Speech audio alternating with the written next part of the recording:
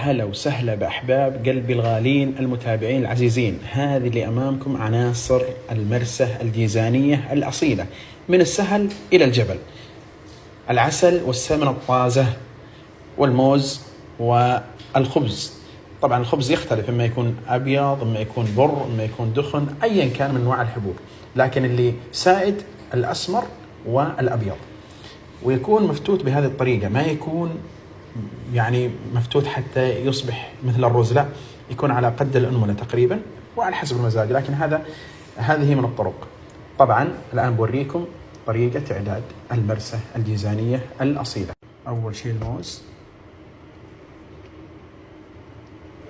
ينزل الموز،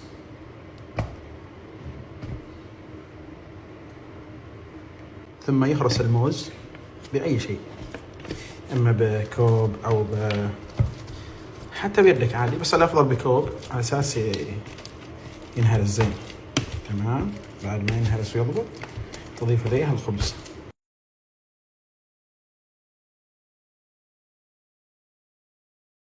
والآن نضيف السمنة الطازة على المرسة.